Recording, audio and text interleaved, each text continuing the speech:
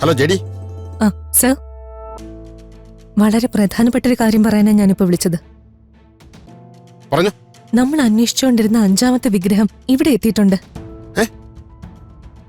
അവിടെയോ? അതെങ്ങനെ ജെഡി? അത്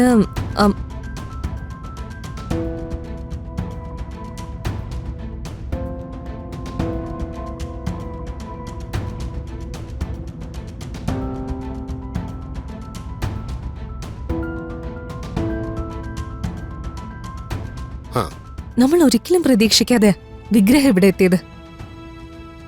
ബാക്കി 4 എണ്ണം കൂടി സാമുവലിന്റെ അടുത്ത് നിന്ന് കണ്ടെത്താൻ സാധിച്ച നഷ്ടപ്പെട്ട വിഗ്രഹങ്ങളെല്ലാം നമുക്ക് തിരികെ കിട്ടും സർ. ജെഡി, സാമുവലിന്റെ നീക്കങ്ങള് വളരെ ക്ലോസ് ആയി തന്നെ വാച്ച് ചെയ്യുന്നുണ്ട്. അയാൾ വിഗ്രഹങ്ങൾ എടുക്കുകയോ എവിടേക്കെങ്കിലും മാറ്റാൻ ശ്രമിക്കുകയോ ചെയ്താൽ അപ്പോ തന്നെ അയാളെ അറസ്റ്റ് ചെയ്തിരിക്കും. സർ, 5ാമത്തെ വിഗ്രഹം കയ്യിൽ കിട്ടാത്ത സ്ഥിതിക്ക് മറ്റു വിഗ്രഹങ്ങൾ എടുക്കാനോ എവിടേക്കെങ്കിലും അയക്കാനോ ഉള്ള സാധ്യതയുണ്ടെന്ന് തോന്നില്ല. അതൊന്നും നമുക്ക് ഉറപ്പിക്കാൻ പറ്റില്ല കിരൺ.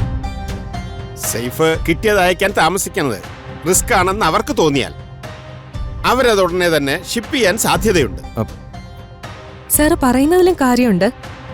പക്ഷേ അവരെങ്ങനെ ഷിപ്പ് ചെയ്യാൻ ശ്രമിച്ചാലും അത് നമ്മൾ ചിന്തിക്കുന്ന രീതിയിലൊന്നും ആവില്ല.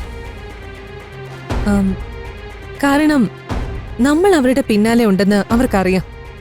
അതുകൊണ്ട് കപ്പൽ പുറപ്പെട്ടതിന് ശേഷം ചെറിയ ബോട്ടിലോ മറ്റോ വിഗ്രഹങ്ങൾ പുറംകടലിൽ എത്തിച്ച് ഷിപ്പിൽ കയറ്റിയാൽ നമുക്കൊന്നും ചെയ്യാൻ പറ്റില്ല.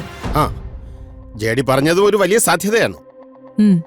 ആ വഴിക്കുള്ള നീക്കങ്ങൾ നടക്കാതിരിക്കാൻ വേണ്ടി നമുക്ക് ആവശ്യമായ മുൻകരുതലുകൾ എടുക്കാം.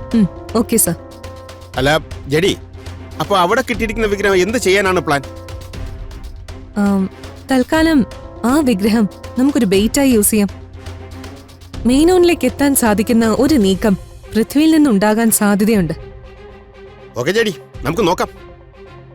എന്തായാലും ഇത്തവണ നമ്മുടെ വലയിൽ അയാൾ വീഴുമെന്ന് തന്നെ പ്രതീക്ഷിക്കാം. Okay sir. പിന്നെ അവരുടെ ഭാഗത്തു നിന്ന് എന്തെങ്കിലും നീക്കം ഉണ്ടായാൽ ഉടനെ തന്നെ എന്നെ അത് അപ്ഡേറ്റ് ചെയ്തിരിക്കണം. Okay sir. Okay JD, by.